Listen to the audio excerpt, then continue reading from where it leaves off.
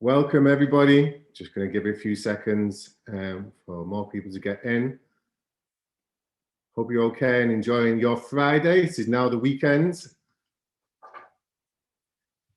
Be great if you put in the chat where you're calling from or where you're viewing from. That'd be amazing. We've had engagement from right across the UK, and it's been phenomenal. So welcome, everybody. What an incredible week it has been for Black Inclusion Week. There have been hundreds of events across the UK, from schools talking about Black heroes, from organisations getting involved like CIPD, AVEST, Auto Trader, Penna, Black Women in HR, councils. I spoke yesterday at the University UHR conference. And the key takeaways for me is, how much this means to a lot of people across the UK, and also how much needs to be done. And whilst I'm one of the founders of Black Leaders, I'd like to say a huge thank you to many people that have dedicated their time and volunteered their time to Black Leaders to give Black Inclusion Week a chance to thrive, and Black Inclusion and Black Leaders and all the initiatives a chance to thrive as well. So first and foremost, I'd like to thank my team for doing lots of the events of Black Inclusion Week, Emma, Haley, and Terence. But this wouldn't be where it was today if it wasn't for the amazing Aggie Mtumu, who's been by my side through Black Leaders and Black Inclusion Week, and really worked tirelessly to get websites and events and My Black Heroes stuff out there, and always doing kind of slides and so on and so forth, and just being a real rock for many people across the Black Leaders platform. I'd also thank Sue Liebird, who's been instrumental in the Black Inclusion Week team, and Jennifer Thomas, and of course Cecilia Matumba Nawabo.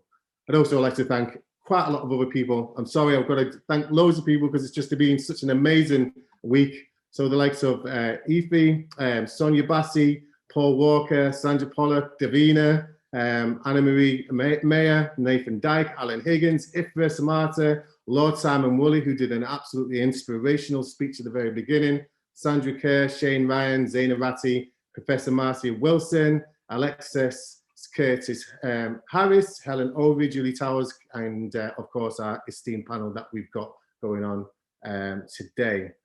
So yeah, it's been phenomenal, and I'd just like to say good afternoon to you all. This is the final event for Black Inclusion Week, and it's been phenomenal to see nationwide support for Black Inclusion Week, and it's been an unprecedented opportunity for everyone to celebrate the contributions of Black people across the UK, and for us to remember the importance of building a fair and just society through the advancement of inclusion for all. And it is now imperative that we continue the drive and this agenda forward. And today's event will focus on how we continue the all-important conversation around Black inclusion and Black Inclusion Week. As Black Inclusion Week comes to a close, I'm delighted to be hosting today's event, and I'm joined this afternoon by an array of passionate representatives representing organisations that are leading at the forefront of this movement, including Nielsen IQ, Hastings Direct, the Open University, and Calico Group, who have been with us from the very beginning. As soon as they heard about Black Leaders, they said, we want to get involved and we want to try and make a difference. So that's phenomenal.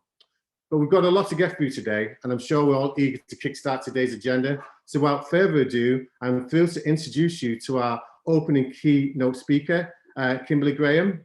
Are you there, Kimberly? How are you doing, Kimberly? Good, I'm just going to introduce you first. So Kimberly is the Director of Diversity Inclusion for Nielsen IQ. Kimberly's speaker today is responsible for inclusive talent practices, retention and development, and her focus is ensuring the internal processes are fair, inclusive, and positively impact Nielsen IQ's objectives, as well as the diverse talent experience. Strategic leader of the network of 9 global employee resource groups, driving equitability, visibility, and impact through all affinities. It gives me great pleasure to introduce the all wonderful Kimberly Graham, who's joined us today from Atlanta, USA. How are you doing today, Kimberly?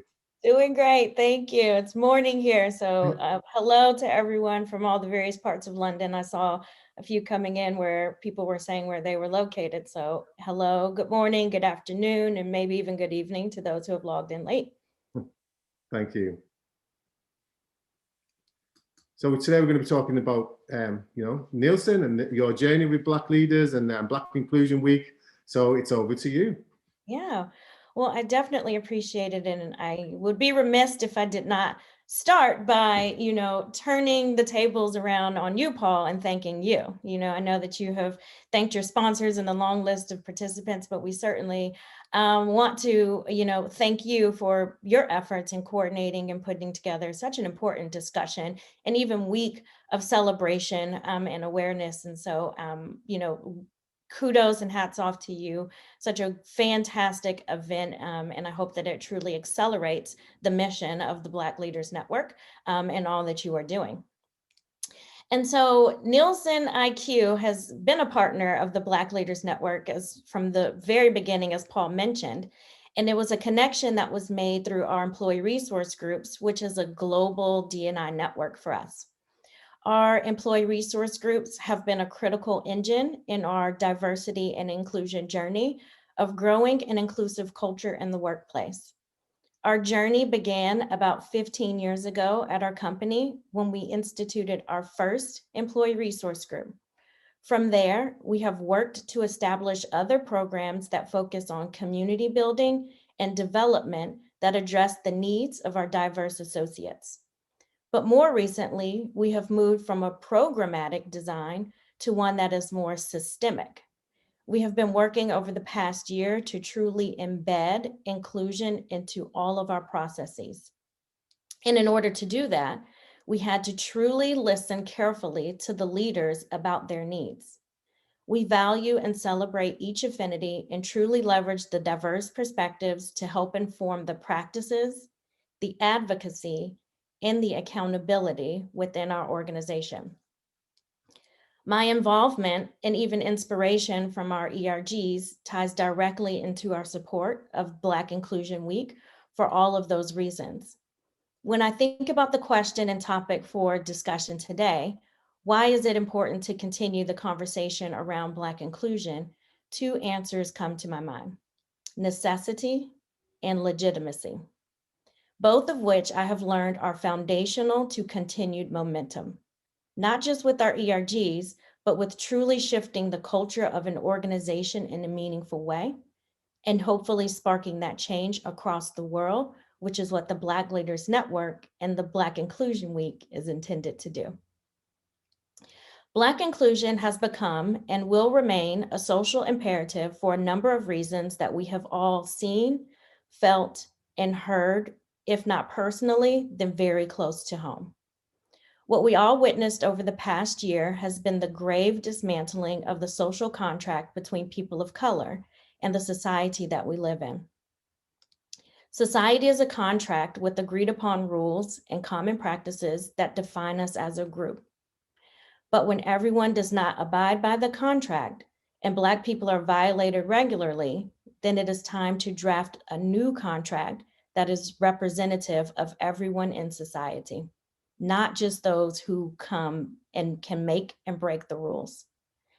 But the only way to rewrite the contract equitably is to include Black voices that speak truthfully about the Black experience and daily indignities that need to be addressed. And to do the work of understanding where we went wrong and how some things do not work for everyone. It is necessary to continue the conversations because we are not done listening to Black voices. Over the past year, we have made progress as a society with raising awareness, supporting and investing in communities of color, but there is still more work to do, and we cannot be fatigued or distracted until we reach our vision.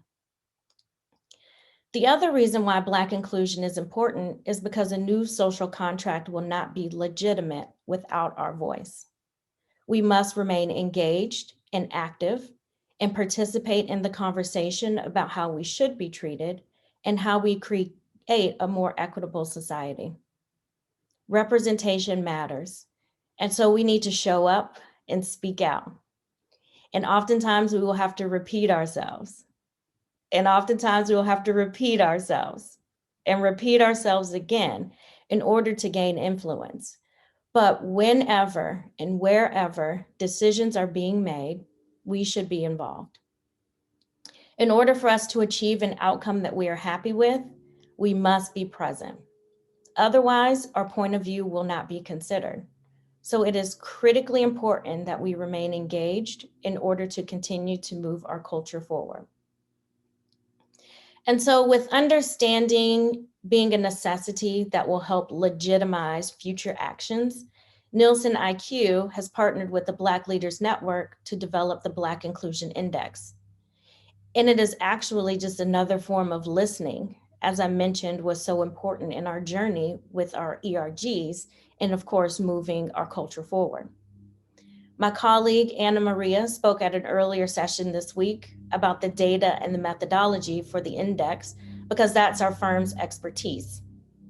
But what I'm inspired by is the shared mission of our organizations to help quantify, legitimize, and amplify Black employees in several industries.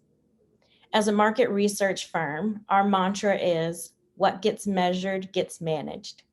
And the goal of the Inclusion Index is to measure Black employee sentiment in the workplace and hold companies accountable for truly making an impact on those numbers.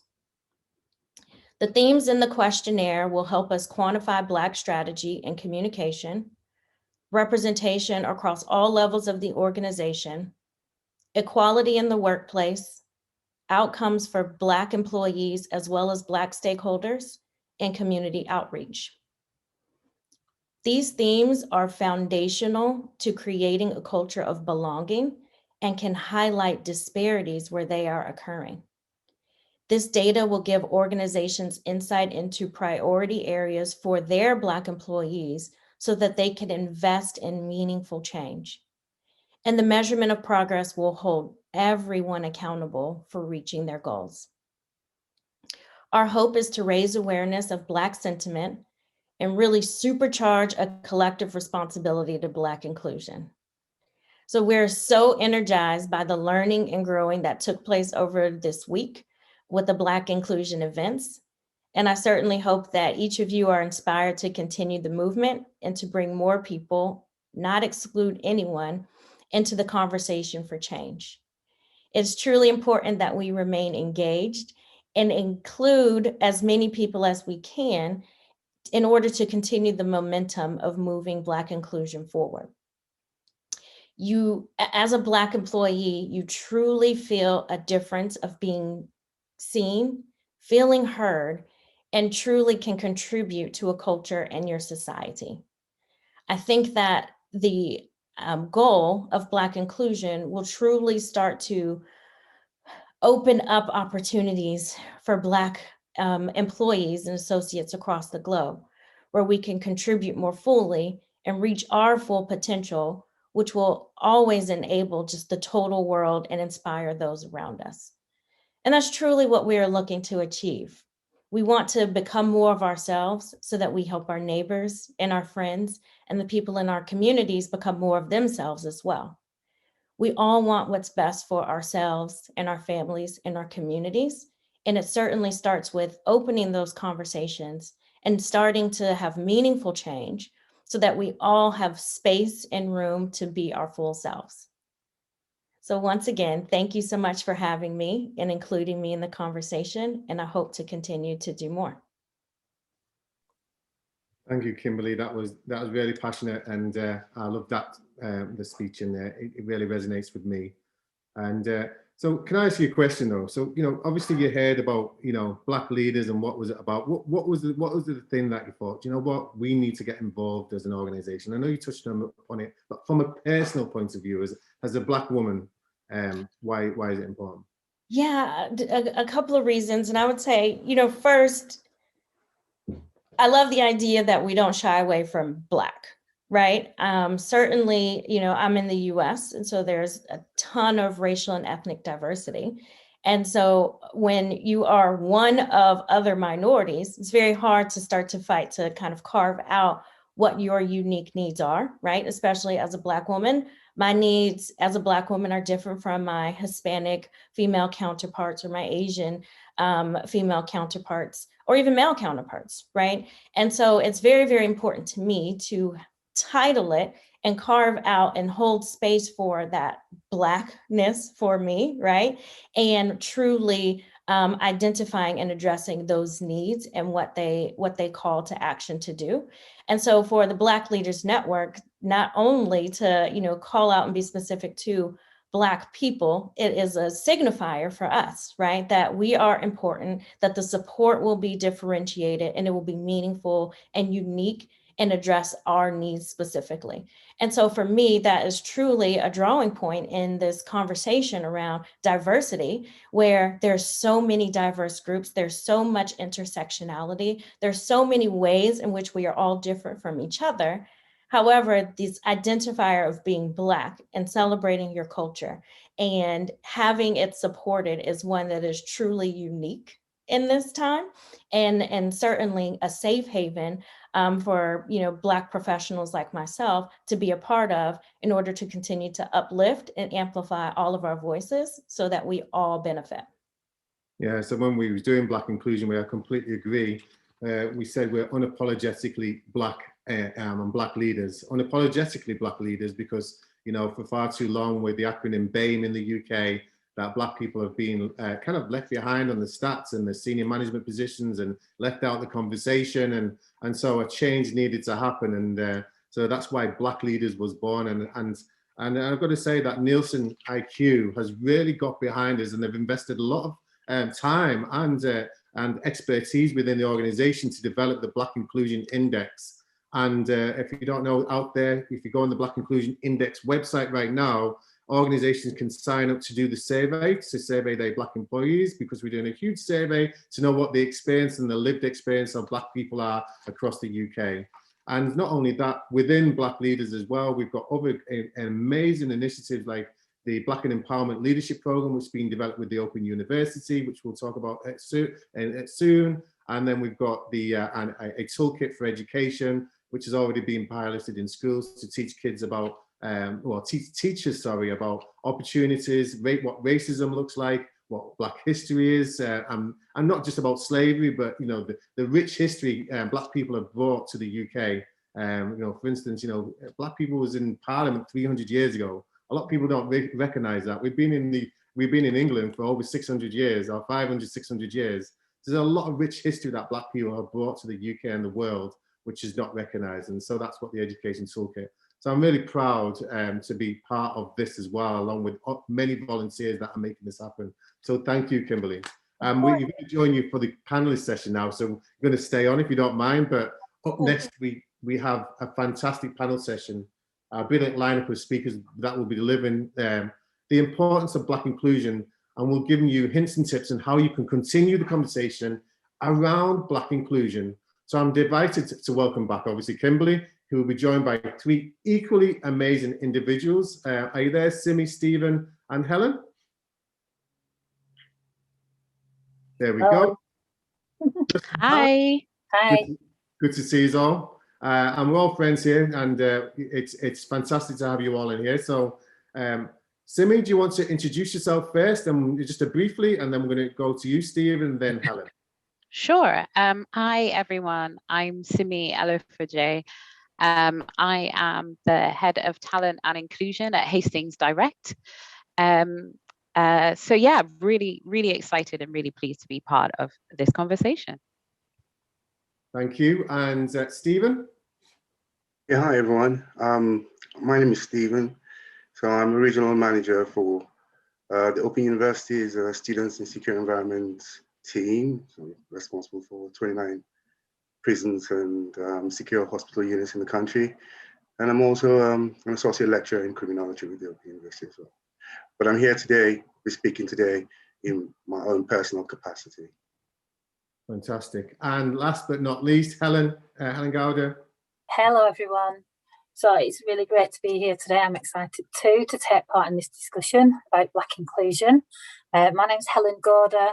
I'm a director of SafeNet Domestic Abuse Services. We're a charity, and we're also one of the companies in the Calico Group, and we operate up here in the northwest of England. So thank you for inviting me. It's my pleasure, and again, I want to thank you all for being such rocks for Black leaders and investing in Black leaders from the very beginning. So it's been a pleasure to work with you all throughout the year. So I'm going to go for my first question. So this is for you, Simi. Do you feel the momentum around Black inclusion is still there? Thank you, Paul. I've been thinking about this, and I think first of all, my answer would be yes. I do think that the momentum is still there, but I think right now, I think the momentum is still there, and I think that's despite a lot of efforts to try and dampen it down, to be honest. And I think what's really beautiful about this time that we're living in is that the message has just taken to heart to so many Black people and also supporters of Black people.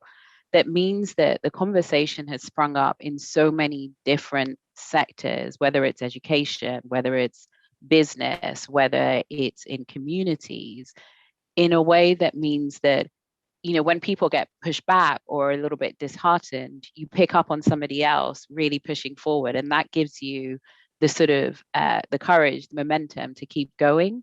I think the interesting thing about Black inclusion, what Kimberly said really resonated with me, because particularly living in the UK, I think people are just even afraid of the word Black.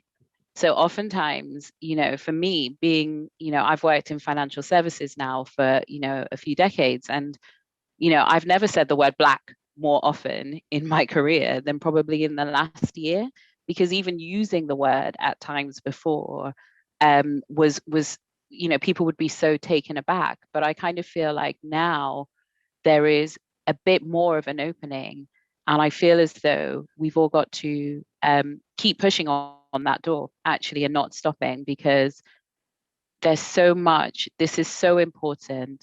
You know, there are so many young people, so many people who've come before us who have been pushing down this road. And I feel a real sense of responsibility to keep that going. But I know that, you know, if we stop advocating for ourselves, if we stop talking, then the momentum will fall away. So we've got to keep going. We've got to keep speaking up and keep really pushing for inclusion in the broader sense, because we matter, because Black people matter, because we deserve to be represented, you know. And I think there are a lot of people who are afraid and kind of hesitant around change, but that shouldn't stop the momentum, and that shouldn't stop us all speaking up, because, you know, the rights that others have freely had for decades and never had to consider are things that each one of us can recognize are considerations that have plagued on our minds right from a very young age, and that is a burden that no human being should have to carry.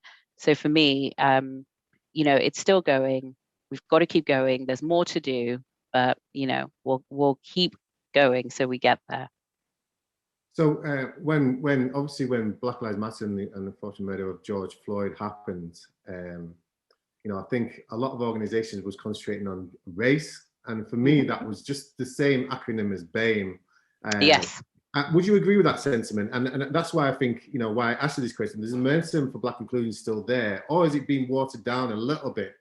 Yeah, no, I mean, I agree with you. I think the general knee-jerk reaction is to water it down. And so, you know, in the work that I do, I separate it out, like in every sense of the word. And I say, because even within the Black community, there is, you know, there's commonality in our whole experience, but this idea that you can group a whole population that actually are not minorities, when you actually look at the numbers in the world, it isn't a minority. We're not minorities, actually. But to try and group whole sections together in that way, I've always had a problem with, because I think you need to understand the unique experiences of different groups of people to be able to address them. And I think when you amalgamate things in that way, you mask those issues, and you don't really talk to people. And we often know that actually, when you look at ethnic minorities and the experiences of each group, you know, Black people are always, more often than not, right at the very back, you know, at the back of discussions, at the back of progression at the back of representation. I remember when the Parker Review came out and they were talking about, board members.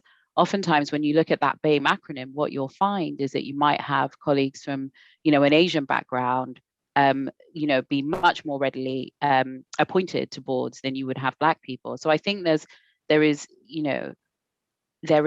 really important to think about representation across the spectrum and not just group everybody together. Yeah, I'm just thinking from my own perspective that, in diversity and inclusion, obviously I've been in for a long time. I probably could count on one hand the amount of Black males that are in diversity and inclusion. There is hardly any. It's scary that there isn't much, and don't tell me that people aren't interested in that. So there are obviously some biases when appointing people, Black males, for that kind of role. But we're going to move on to Stephen. Stephen, the Open University has been instrumental in helping develop the Empowerment and Leadership Program, for the Black Empowerment and Leadership Program, which is phenomenal. And a lot of people have worked on that as well.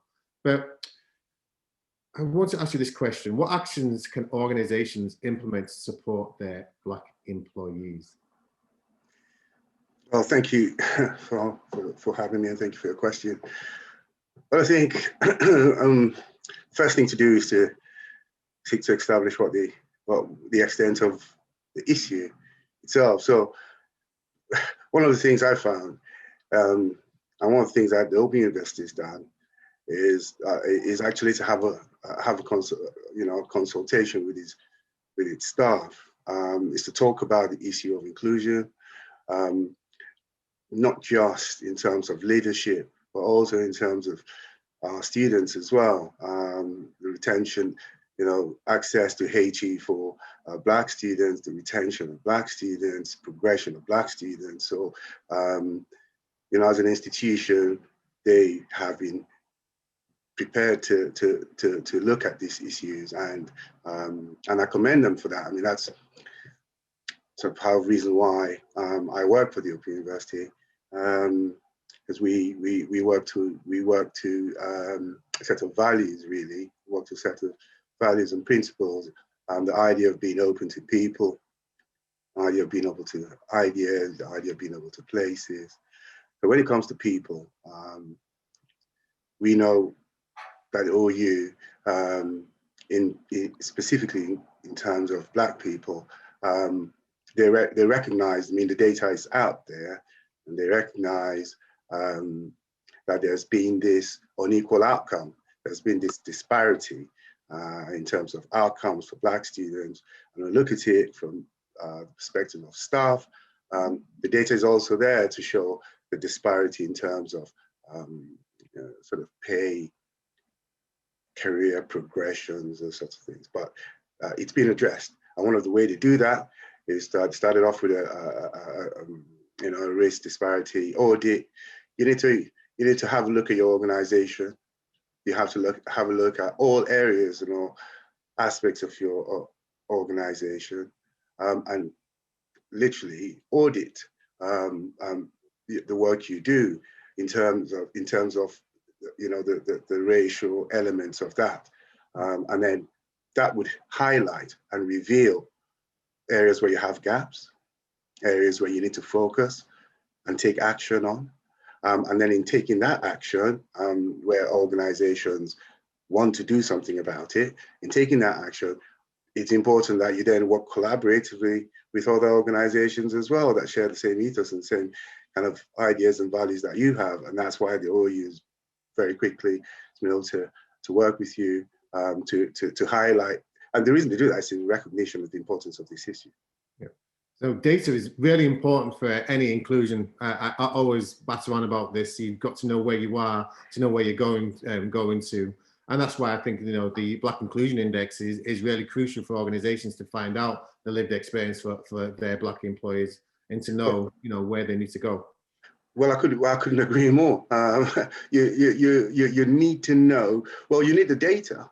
And indeed, the lack of data in itself is concerning. The lack of data implies that it's not an issue of concern to other people, to wider society perhaps, as an issue for Black people, but it may not, it may not be of great interest then to wider society. Hence the lack of data, because it is actually by looking at what is happening on the ground, can you then identify the areas that you need to address, and then you can then begin to put in some proper action, some action plans to address it. If you don't know what the issue is, then it's very difficult to actually put together a coherent plan to address it.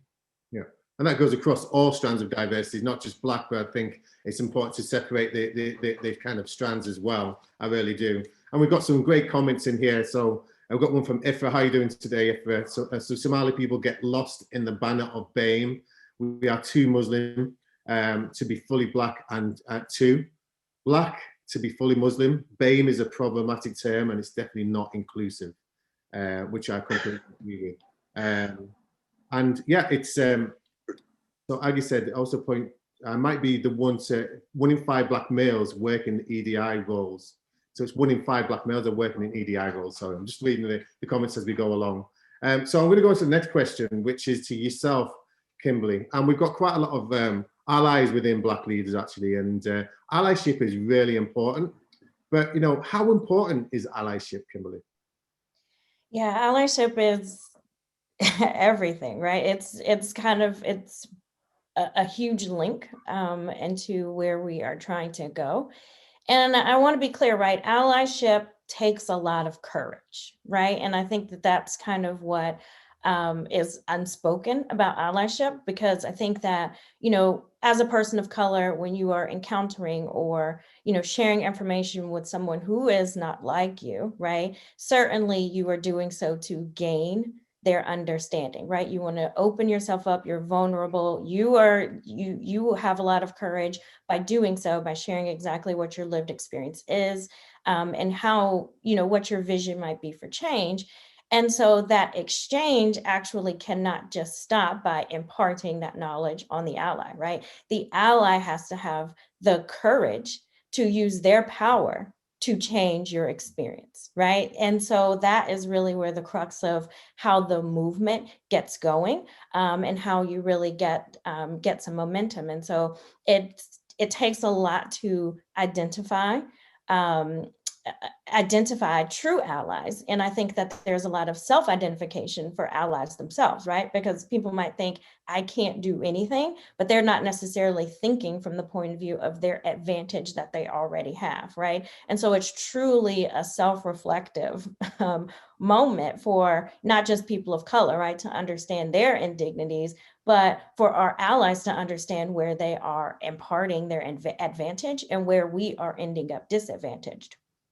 The other thing I'll say is I love the conversation around data, right? We're a data company, and I absolutely agree that, a lack of data is certainly causing a ton of problems, right? And it is this missing information essentially to some of these problem areas that we want to address. But I also want to say that a lack of understanding of the data when it is available is very dangerous as well, right? And I'll give you an example. When you look at, Paul, I think you just mentioned like 1 in 5 Black men in a certain industry, right? 20%, right? And so when you hear, some people might hear, okay, there's only 20% of Black males in a certain industry.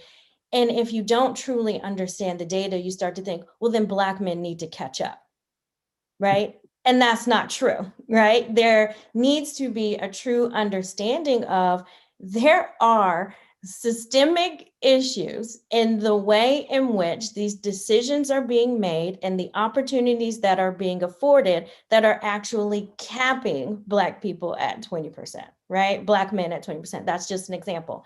And you see that across the board, right? And so I think that what we need to start to do is be sure that we are owning the narrative about the data. And that's where true allyship comes in, is truly understanding those barriers that are, inhibiting or keeping those numbers from growing, because that's truly where we need our allies to call to action, to remove those barriers so that we can start to increase our numbers, so that we can start to, move things forward. I think that is very, very important. And it takes a true ally to take that time to not only understand themselves and their advantage, but have the courage to start to speak truth to power and truly start to change. I completely agree. And it's no longer a time where I think allies should stay quiet about the things they know is wrong. It's time to stand up and stand with us to call out, equality, racism, and to call out microaggressions and various other things like that. It's time to stand together. And allies have such an important part to play in the inclusion of Black people across the UK, and are continuing to do so. I know so many amazing allies. Stephen, you have any comments? Yes, thanks. Just a quick one, really. Just going back to what Kimberly said about data, and so as with any sort of process of where you're trying to generate knowledge, it's a process, isn't it? At the moment, we're actually struggling with any data at all. But I think once we start to get the data, then we'll be moving to the next task, which is looking at the data, looking at what the data is telling us, not just in terms of the numbers, as Kimberly has already suggested, because that's just a sort of headline thing. You need to go beyond that and explore that data in a way that you actually are able to understand what the contributing factors are to that data. And then at that point, can you begin to make sense of it? But we don't even have data yet. So, but that's the process that I would be thinking about in trying to get that knowledge on a basis in an objective way. Yeah, it's difficult to argue with. Did an event 2 days ago with the Open University, actually, talking about the Black Empowerment Program, and with a professor on there that was basically saying that out of 24,000 or 23,000 professors in the UK, only 155 are Black. That's less than 1%. So people want to use data as a way of saying why Black inclusion is not represented. There's a perfect example. Less than 2% of are Black in professors in the UK. So a lot of change needs to happen. Sorry, just to quickly say, that puts it in context though, doesn't it? I mean, that really gives you a way of thinking about the problem. Yeah, exactly. So I'm going to go to yourself, Helen. So Black leaders would like to have gained support from some fantastic organizations over the past 12 months, like I said before. So Helen, why is it important for the Calico Group to get involved with Black leaders? Why was it important for them? Okay, yeah, so we joined the Black Leaders Network last year because we recognised that we needed to change. So the Calico Group were based in Burnley, Lancashire, and we deliver services in the northwest of England, across Lancashire, Greater Manchester and Cheshire. And as a group of companies, we looked at ourselves and we found that whilst we generally excel at inclusion activities, we've got a long way to go before our organisation can evidence equal Black representation in our staff teams, in our leadership team. So our intention on joining was to improve that. And I suppose joining the network last year was a start point for us. And we have started that journey. And whilst we're not exactly at the beginning, we recognise that we're nowhere near where we want to be either. So we're looking for ways to better demonstrate that we support Black, Asian and ethnic minority leaders and staff in all the different communities that we serve. And it's fair to say that the proportion of Black leaders in our companies is negligible, and we want to improve that for the Calico Group at both board and senior management levels. So we've started to do that. One key action that we've taken is to address the underrepresentation of Black, Asian and ethnic minority people in our governing body. So that's the Calico Group board. Currently our group board members are all white UK origin with an average age of 56. Our group chair is white and male, and dare I say it, almost certainly over 56. And he and the other board members recognised the need for a more diverse representation. And recently this month, Calico took action to address this by launching a new generation board diversity programme, which aims to increase diversity on our board. So to begin with, we invited, and I quote, new board members as amazing and diverse as our communities to apply for a place on a 2-year structured training programme that we are running in conjunction with the Housing Diversity Network. And last week we interviewed 10 potential board trainees and selected 5 for this programme. So 4 of whom are from Black or Asian communities, 2 women, 2 men, and also 1 young person. All of them have diverse lived experience and great potential to develop the skills that we need, that they need to become a full board member. And I just want to say that those who didn't get offered a place on the programme, we are supporting in other ways too. So by the end of that 2-year programme, we envisage that they will be ready to take on a full board member role.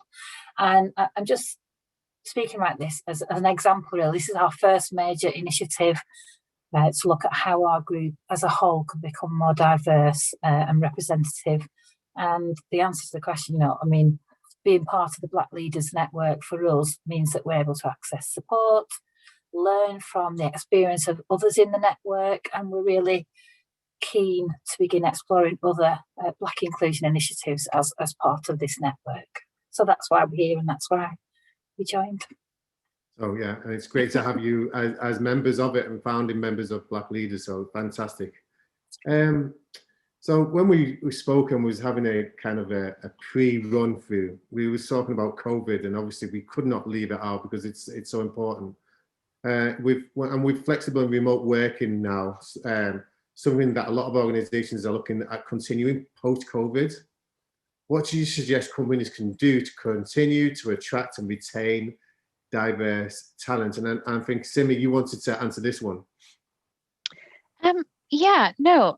This is an interesting one. And I think there are a number of things that are happening now within this context that are forcing us to highlight some myths that had been able to live on for a long time around why you couldn't hire more Black people or more people from different backgrounds into certain organizations.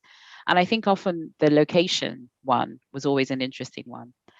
So people would say, well, I want to, but we've got to be office-based, and, there aren't many people, in the surrounding area that we could hire that would commute into our offices.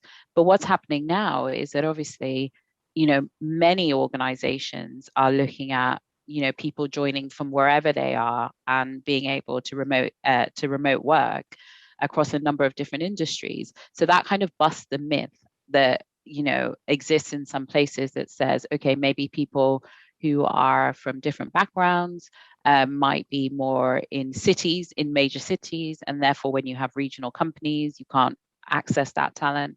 And that's kind of gone away a little bit. But the one thing around this that's quite interesting for me at the moment is really looking at the,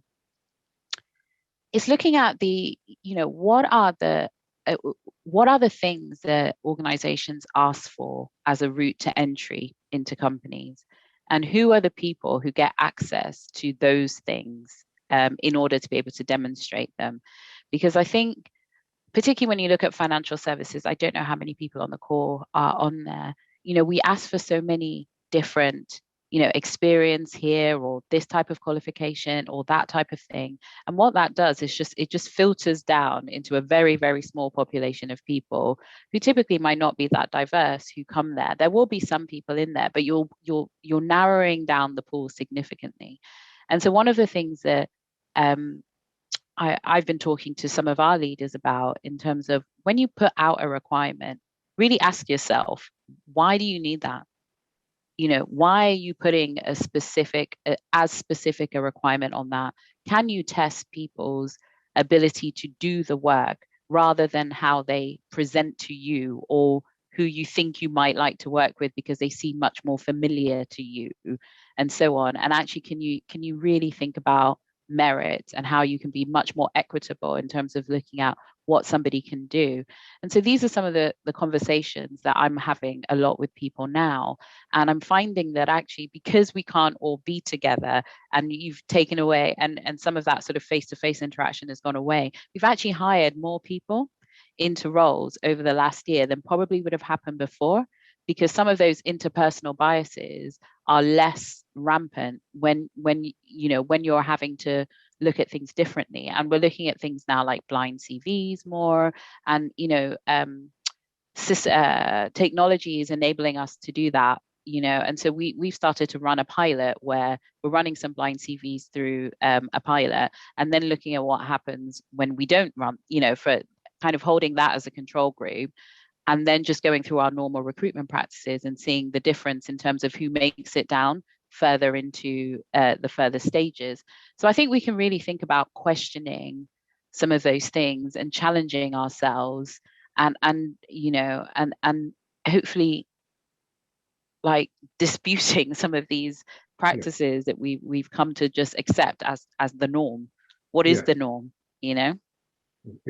And Kimberly, I know you had something to say on this as well. Would you like to add to Simi's comments? Yeah, no, Simi, you nailed it, right? When I think about what is so important in this environment, especially from an attraction perspective, investment in tech tools is going to be key, right? And to your point around what's the critical criteria for this role, right? Not what's nice to have, not what the last person did who was in the role, right? But what are actually the skills that are needed to get done? And man, once you change that mindset and start thinking more critically about those things, you tear down the proverbial walls, right, of where you are locating talent, and it just opens up your pipeline to so much more diversity, because now you're not thinking about some of the other factors that were coming into play previously. So I think it has actually been pretty beneficial in some instances, and it's fairly new, right? So we'll see over time with the numbers. And how it's really moving the needle. But I do think that that is going to be very important, is to start to turn recruitment on its head and start to think more critically about those skills. The other thing I'll say is, once you get this diverse talent into your organization, right, are you giving them equal access to development opportunities, to senior leadership, mentorship, et cetera, in order to retain that talent? And that's going to be very critical. And I think that there's a lot of opportunity to learn a lot more in this space about how to build a culture, right? One that is sustainable in this virtual environment, especially one where we know that people have differentiated needs, where we know that global companies like Nielsen IQ are fragmented when it comes to geographies. And so how do you truly continue that momentum of building a sense of community and belonging, right, when everyone is kind of at home and on their own island? And so I do think that for organizations, you should think pretty seriously about the investments that you're making in tech as a part of your talent strategy, right? Because you need to be enabling your talent force to make those connections with each other and meet their needs, so that they truly feel like they are contributing and reaching their potential. Yeah, I mean, I'll just add one other thing to that I was thinking about personally for myself as well, is Kimberly, the point that you made in terms of, once people get in, how do you ensure that they have access, and they are supported?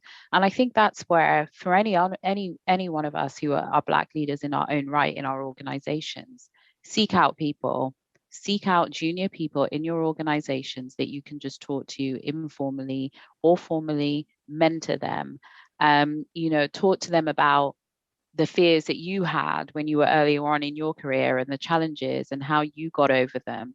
Because I think sometimes we can be hesitant to not want to look like you know, I mean, I don't know if it's the same for everyone, but sometimes I feel like as Black people, we think, oh, if we gravitate to the only other Black people in the organization, then it will be like we're forming this like Black people thing that, you know, and people are going to be uncomfortable about that. And actually, I said to myself, you know, this year or last year, I was kind of like, I actually don't care about this anymore. I really don't care about this anymore because, you know, I believe in the fact that there are people who will come after me who will do greater things than I can. And if I can contribute to their success in any way, I'm going to do it, you know. So I think there is a role that we can all play in really standing up and helping people and opening that door for people, you know. I think from my own point of view, you know, I'm from an inner city area in Leeds, and it was a confidence issue. You know, you've got to give quite a lot of minority people and people from diverse backgrounds aren't confident in applying for the jobs and applying for the roles. I didn't think I could get a job in the council, never mind doing what I'm doing now, where I've been to 10 Downing Street, I've been to Buckingham Palace. It's phenomenal when you have mentors in your life that can really uplift you, and then you can just fire off and do amazing things, which is phenomenal. So I always think a hand up, whether you're ally, whether you're Black, whether you're white, is a great thing. But I do notice disparities between like maybe the London and the rest of the UK with Black inclusion as well. So for instance, I can go to Liverpool and I can go to an office of maybe 2,000 people and not see one Black face, never mind any senior people in the office. So there is a disparity there that I think lots of areas need to concentrate on. But we've quickly running out of time, so I'm going to have to go through the next questions fairly quickly because I want to try and get some Q&A. But so Stephen, the next question is for you. How important is education for the advancement of Black inclusion? Obviously, it's really important, but what's your take on it? Well, my take is that it's critical. It's no surprise that education is a human right. It's a fundamental human right, and the reason for that is that education is key. It's key to your future life outcomes. Okay, so and that's reflective in occupational terms, health, well-being terms, economic terms. So education is central to all that we do, and when we talk about continuing this conversation, there's good reason to, because we do have some data in and around about education and black boys at school and girls, and we can see from the data, that Black kids are 3 times more likely to be excluded from school. So, and then we've got data as well by virtue of the unions. So we talk about underrepresentation of Black teachers. Talks about the experiences and the disparity in those experiences, the unequal treatment that it's experienced. So that kind of gives you a flavor, context when it comes to education in the UK. When it comes to Black people and education in the UK. So there's a lot of work to do, and there are organisations and institutions who recognise that and are trying to address it. Yeah, and I think for me, I've done quite a lot of school workshops where I've gone into schools and I've brought senior people that look like them, Birmingham, Manchester, Leeds, London, and maybe someone from ITV or Microsoft, and just giving them, the kids some confidence that they can apply for a job in that organisation. Why can't you? And a lot of kids don't believe that they actually can from a very young age. But I'm really passionate about really driving that to them and saying, listen, if I can do what I've done, you can go further than what I've done, change your whole organization and to be more inclusive. And just if you want to go for that job, then you should be able to go for that job. And I think, a lot of organizations need to do a lot more when engaging with communities, because I see that quite a lot. I've seen organizations in the middle of the Black community, their office is there, and yet when I go into their office, there's no one there that community that they serve. I mean, come on, just put your jobs out there and enhance the talent that's around you.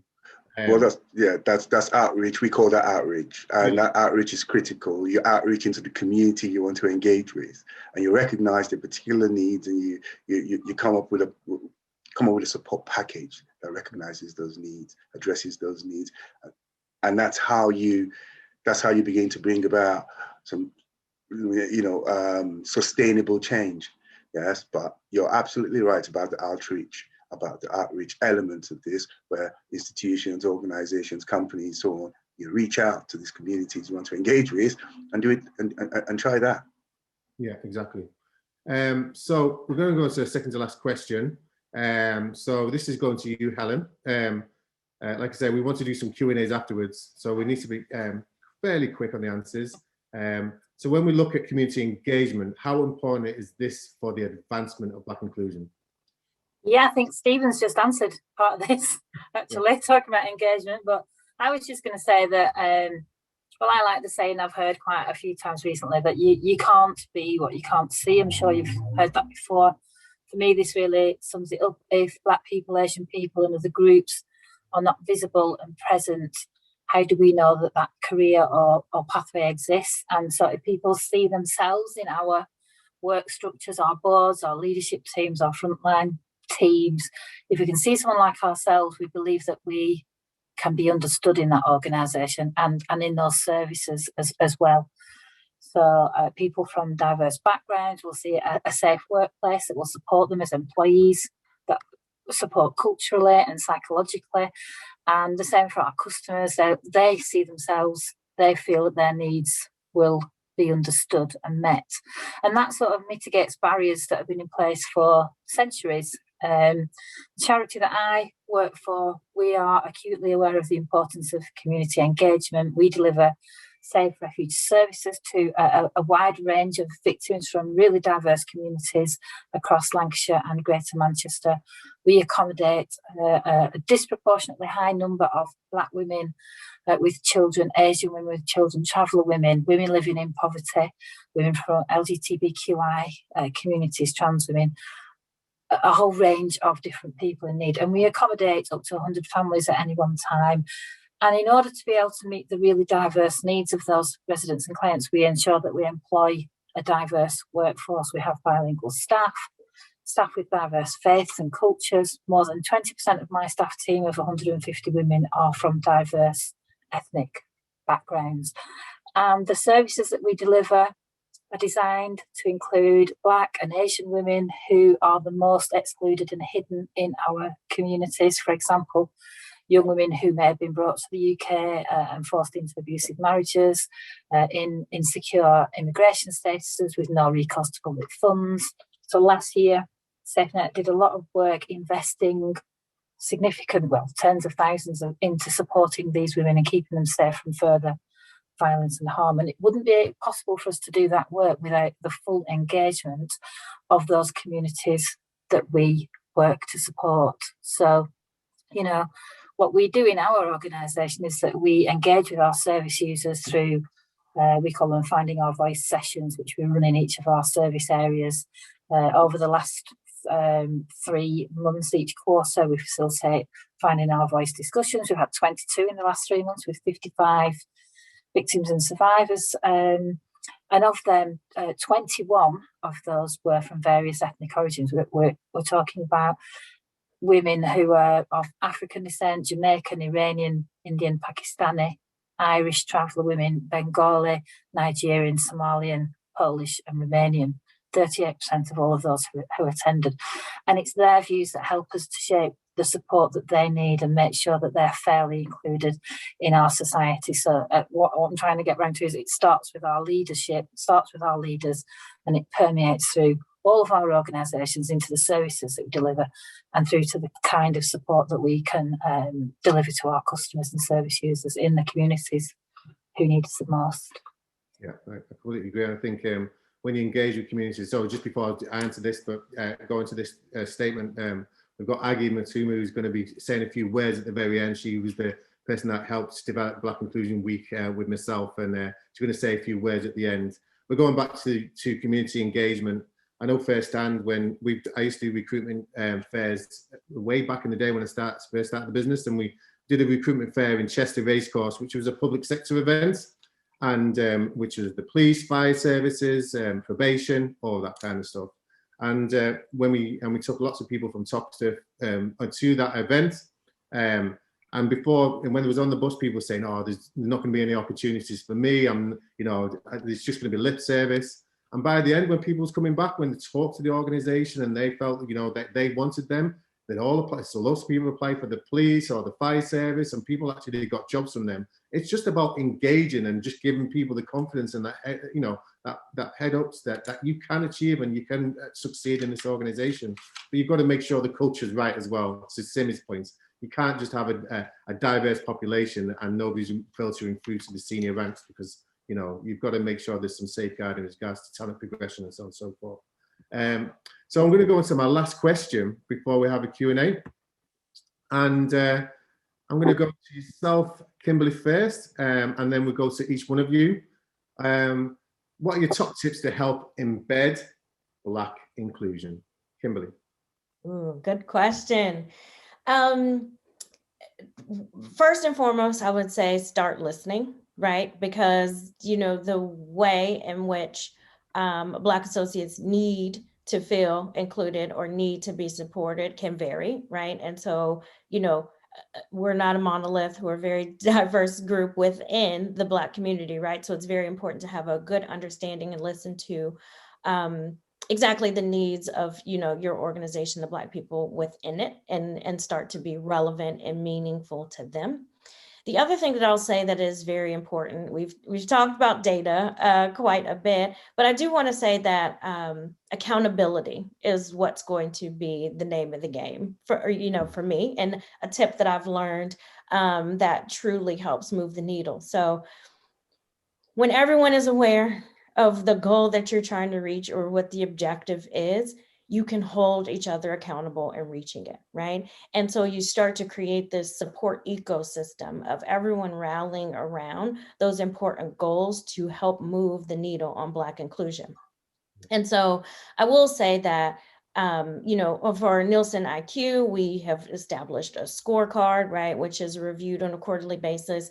But, you know, if you don't have something as formal, it's still very important to always assess and reassess where you are in the progress and have an action plan, right? Don't just say, okay, here we are. And if I, you know, start to change this, then, you know, eventually things will get better as far as behaviors, but truly hold yourself accountable, right? Like, what are the action steps? Get specific about those action steps that you were going to take and check in with yourself and your organization to see if it was truly making an impact. And then you can always recalibrate, right? I think that, you know, this idea of Black inclusion is so widespread, right? Like there's a lot of different tenets to it. And so it could be very overwhelming for an organization that is trying to tackle it.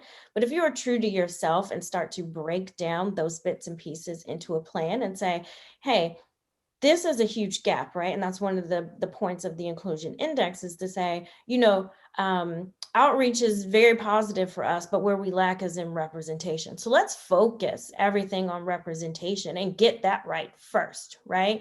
So, you know, I think that it helps to break things down and start to focus and have a clear plan and hold people accountable to say, you know, these are your responsibilities and this is when we're going to check in. You truly have to manage it, just like your financial implications, right? Like if it's truly a goal for your organization, you want it to be elevated to that level of importance. And that's where I've seen it helps. And so that would be a tip I would leave with the audience. Fantastic, thank you. Simi? So top tips for Black inclusion. There's a couple of things for me. I think dialogue, and sometimes, you know, facing into the tougher conversations around, you know, the resistance that people have towards Black inclusion. So I saw in the chat somebody raised a point about positive action, and one of the things that I try not to shy away from is when you're talking about any underrepresented group and you're talking about wanting more representation, by default, it means that the overrepresented group, there will be slightly less of you should we be successful. And I think owning that and being upfront about that is true, because actually what we're trying to achieve here is more equity and better balance of representation, so that actually more people of all different backgrounds get a chance to be included, to live a good life, to have a good job. And there's absolutely nothing wrong with that. The other thing is I try and remind myself as I'm doing this work is that, you know, Black people, we are used to being underrepresented. We're used to turning on the TV and not seeing very many people that look like us. For other people, this is a new experience for them. So that's why things like the Sainsbury's advert could have such a strong reaction, because people are not, you know, they're not used to it. So I guess my thing is, you know, don't give up, keep going. There are hard days, there are tough days, but fortify yourself with the things that bring you joy. Remind yourself every day of your humanity and the fact that you fighting for the things that other people have and don't have to really even think about that is your right too. Because I think sometimes in this, you can be forced and backed into a place of thinking that you're, you know, people would want to make you feel like you're just arguing and you're causing conflict, and why are you making it so uncomfortable for everybody? And so it's kind of reminding yourself about, you know, why this is important. And you know, like Kimberly was saying about the data, show the trends, show them repeatedly, show the trends, because for organizations and institutions that say that this is important to them, show it quarter by quarter. You said it was important. How many people are you hiring? How many people are you promoting? Have you shifted the dial in any way? Because people can ignore it when they're not confronted with the reality of the you know, the output of the choices that they're making at these key points. So I think we need to use the power of data and trending data to show people, well, the decision that you made where you said, oh, I think I'm just going to hire this person because they're better. If you're doing that, and every single time you're hiring somebody who's just like you, who is either a man or a woman or whatever, and then you're saying that you want the opposite of that, your actions are not matching up. And so there's that piece of accountability and using data to drive accountability for the choices that people make every day. Fantastic. Yeah. And next we're going to go to Stephen and then yourself, Helen. So just a couple of points, really, just to pick up on what Simia said and add to that. So, yeah, I think data is absolutely important, but for me, it's actually leadership.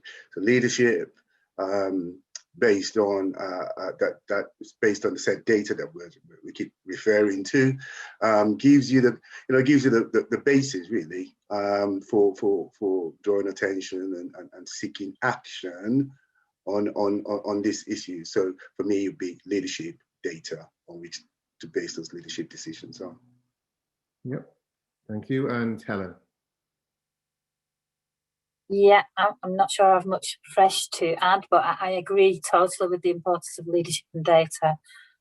It's about, well, I was going to say, asking the right questions of ourselves and of our organisations, knowing what inclusivity looks like and how we're going to get there, listening to Black, Asian and ethnic minority groups, listening to understand, paying attention to what you're hearing and what you're not hearing as well. And not just talking about it, but actually taking action to create those diverse organisations, diverse governing bodies, leadership and staff teams, addressing any underrepresentation, any job ghettos that you have in divisions of labour, things like that. And yeah, I think Kimberly, Simmy and Stephen have already summed it up very well. Yeah, and I think for me, intersectionality is key as well within their Black community and Black inclusion. You've got to, you know, people from an LGBT background, from different cultural aspects, from religious backgrounds, and different areas from Caribbean and African descents, as well as Brazilian and across the world. So you've really got to look at the intersectionality of Blackness as well, because they, you know, Black, as to Afra's point before, Black Muslim women that wear hijab, I don't see them in any corporate environment, hardly ever. Do you know what I mean? And that needs to change as well. You know, companies want a true sense of belonging. Then everybody has to bring themselves to work, irrespective of what religion they are, what background or what cultural aspect they are. So intersectionality is a really crucial aspect to Black inclusion as well that companies need to concentrate on. So we've got, so I want to thank you, the panel, so far, but we've got a couple of questions before we say goodbye, and then we're going to hear from the wonderful Aggie at the very end to close Black Inclusion Week. So we've got a question from Dr. Maxton, Scotland. How are you doing today? How can I, as an emerging young Black leader, feel safe in this space? This space means at the executive level. Who would like to tackle this one? I don't mind. It's an interesting one. I think I'm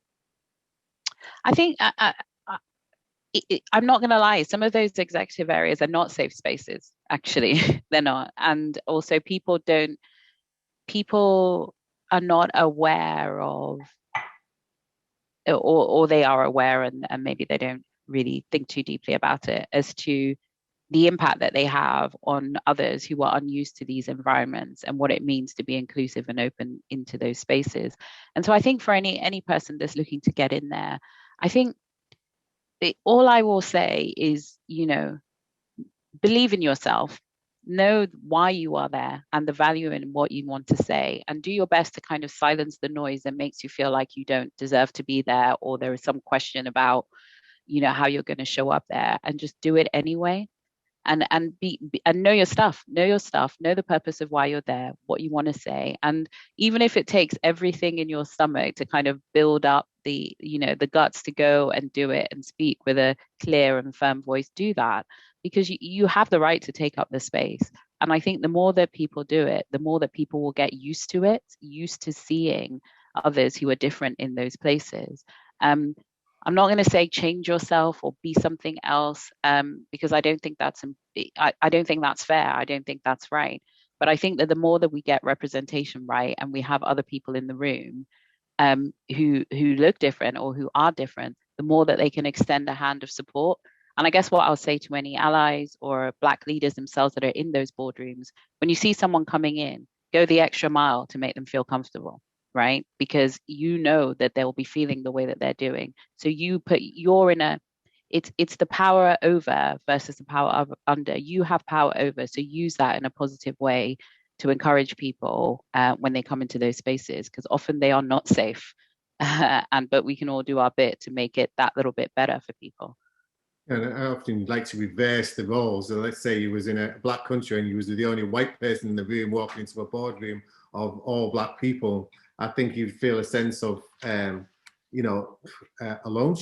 I don't know, a sense of, where do I belong here? If people are going to accept me, it's automatic. It's a natural human emotion.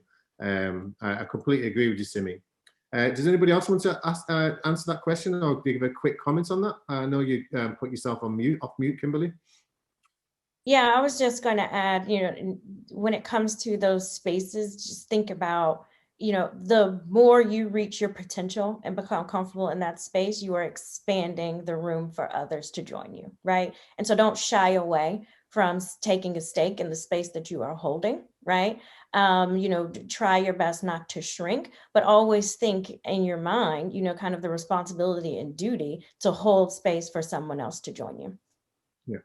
But I often say, because I want to talk, I love this subject, especially because I know very senior Black people that are in some huge companies, but often are left out the conversation. I hear this time and time again. They've got the title, but left out the conversation. How do you address that? I mean, for me, I think there's lots of organizations now that will accept you for who you are and maybe go look somewhere else. But do you find that yourselves, that people are left out of the conversation, even though they've got that title? Simi. Maybe. Yeah. No, I mean, I can't say for sure. I'm sure that sometimes people are, and I think that oftentimes people who are in the top of organizations who are Black at the moment, when they were rising through, it was a different time, and it was a time when you didn't say things as much, that might be deemed controversial. You didn't, your focus was probably more singular to get to the top unscathed, right? Rather than thinking about reaching out sideways in a way that might inhibit your ability to get there. But I think, again, I've tried to sort of be empathetic in thinking about quite how different even 20, 30 years ago was for people right at the top now. And I think, again, all I would say is that if they're not asking you, give it anyway. Give your opinion anyway, because you've got the power now, you're at the top. And I think, we've got to continue to sort of just kind of push. And I know that, life is, we all have responsibilities. We all have things that we have to consider in terms of, why you have a job and what your job means to you.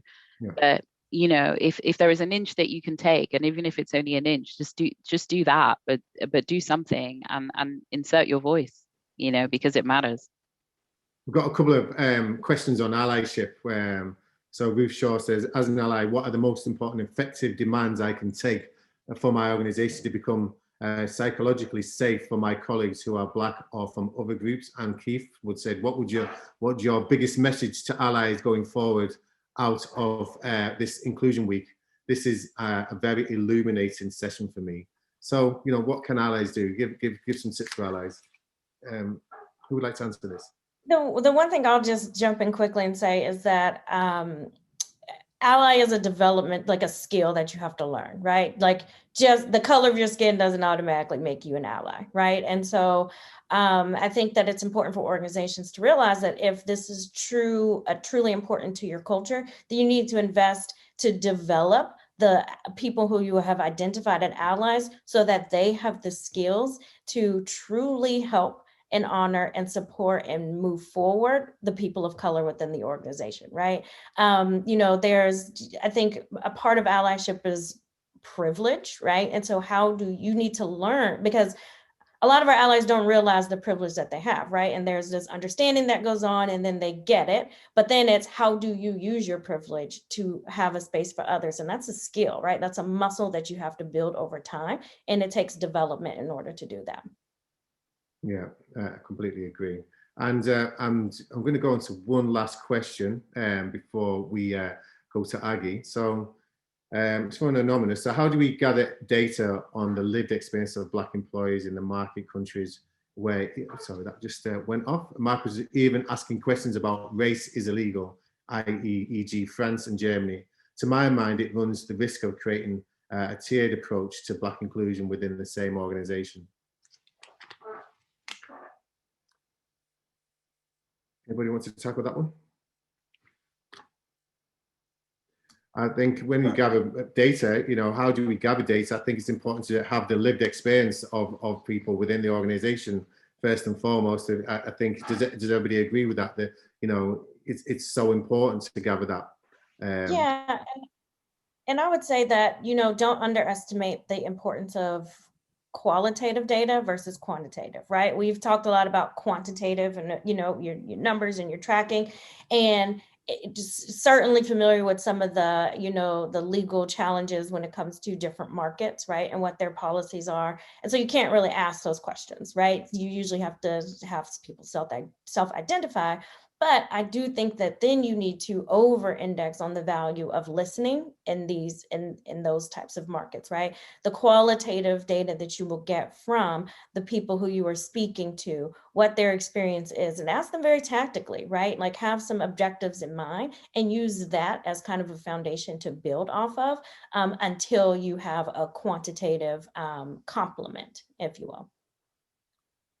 Guys, that's been an illuminating session. Thank you so much for all your time and throughout the rest of the year for Black Leaders and Black Inclusion Week. It's been an amazing end to Black Inclusion Week, and I just want to thank you all for your time, for your knowledge, for your dedication to Black inclusion, and I'm sure lots of people in the audience have got a lot from it. So thank you. But before we go. Personally, I just want to thank so many people that has been involved in this process. First and foremost, I'd like to thank my staff as well, who's put on a series of events and they always put their heart and soul into every event that they do. So thank you to my staff and everybody that's involved with Black Leaders, that's been involved with Black Leaders for the last year, and all the volunteers that have done so much for the advancement of Black inclusion in the UK. But I'm going to now pass you on to Aggie. Aggie, are you there? Yes, I am. How are you doing, Aggie? And do you want to say a few last words just to everybody? Because I know you've been an integral part for Black Inclusion Week, really driving it forward throughout the last 7-8 months. It's been an emotional ride, but I couldn't think of a better way than yourself closing Black Inclusion Week. So it's over to you. Thank you, Paul. And gosh, emotional doesn't even begin to describe it. So I'll try to keep it together as I speak to you. But thank you, everyone. What an amazing event. Some really brilliant insights from you, Kimberly, Simi, Helen, Stephen, and Paul. Thank you so much for taking part and for closing us off in such a beautiful way. As Paul and I thought about the week and what a good way to close it off, we said we have to get our sponsors on. They've been with us from the beginning. So thank you so much for being with us. What an amazing week it has been. It's been absolutely amazing. And I've got so many thanks to say. I won't take too long, I promise, on the thank yous. But first of all, I want to say a massive thank you to you, Paul. You know, how much do you rock? You know, we did it. Oh my gosh, we've done it. It's amazing. So thank you so much. And thank you for being on the journey and for us sharing the journey. And thank you for being a brother from another mother. I want to say thank you also to Paul's team. You guys have been so amazing. Thank you for all the hard work you've done and all the frequent requests of could you just fix this, and could you just, thank you so much, you've been amazing. I want to say thank you to the Black Inclusion Week team, you know, absolutely amazing work from you all. Thank you to Sue Leiber, Jennifer Thomas, Cecilia Matuma, Hannah Litt, the team. Thank you so much. You've done a brilliant job. I want to say, you know, Paul, again, thank you again, and Fiona for starting Black Leaders and having that brilliant foresight and saying, yes, we can do this. Let's do this together. So thank you for that beautiful call to action that you gave us as well.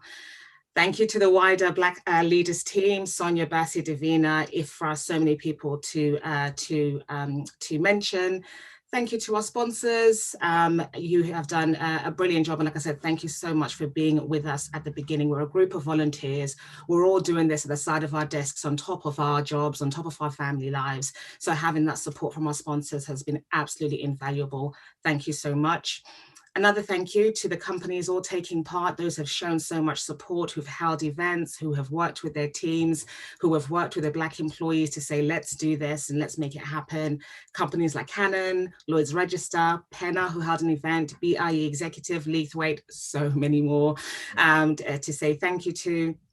And I think for me, as I think about Black Inclusion Week, and what I'm sort of saying, I'm feeling a little bit emotional. I think a lot of us Black people will say that for a long time, it felt as though this was our fight. You know, we had to fight this fight on our own. Nobody really cared because you thought they must know. How can they not know? It's all out there in the news. We can see the disparities. We can see our boardrooms are not diverse. How can people not know? But I guess they didn't. So feeling like it was our fight, then fast forward to George Floyd's murder, the marches, the people coming and saying, yes, we want to support, yes, we want to help. I definitely went on an emotional journey. I'm sure a lot of us did as well. And then also what this week has shown us from the engagement from allies, from organizations, from all these different people, I want to say to you, thank you. Thank you for walking with us on this walk and fighting with us on this fight and, you know, engaging with us on this conversation. And last but absolutely not least, to my fellow Black people, my beautiful, beautiful Black people, thank you. Thank you for your engagement. Thank you for spurring us on and cheering us on along this journey, like Paul said, of 7-8 months that we've been on. It has been hard. There are some times where it's been really, really tough, but you and your encouragement have given us so much life, have made us think, let's keep doing this. Absolutely. Let's keep doing this. This is so needed. So thank you to all of you. And I really want to say, you know, sort of picking up on what Lord Simon Woolley said on the opening event, this is our time. This is our time to stand up. This is our time to be heard. If people ask you for feedback, yes, we're tired. Yes, we're tired of talking about it because we've been talking about it our whole lives. But if people ask for feedback because they want to help, do what you can to give them the feedback, do what you can to give them the energy, because people are finally listening now. Now is the time for us to stand in our awesomeness. To your point, Simi, about, you know, when you're in a boardroom, you belong to be there wherever you are, wherever you're taking up space. That is your space. Own it, believe it, and just be it, because you already are it. You already are. You just need to make sure that you know that, and then everybody else will know it as well. And I want to say, you know, I'm about to finish off now, but I want to also say that now is our time to stand together as a people, together as Black people across the pond, across different areas in the UK and further afield. Time for us to stand together. Time for us to stand with our allies. They want to help, they want to support. won't always get it right because they're on a journey, we're all on a journey, but they want to help. So stand with our allies. Together, we will all continue this conversation. Together, we will all keep taking action to make Black inclusion a reality. Together, we're stronger. Together, we will all be the change. Happy Black Inclusion Week, and see you all next year for Black Inclusion Week 2022. And thank you, Aggie, as well. Thank you so much. Thank you, everybody that's been involved with it. It's just been phenomenal. We're so proud of everybody that's been in part of it. So thank you so much. And we'll catch you this time next year.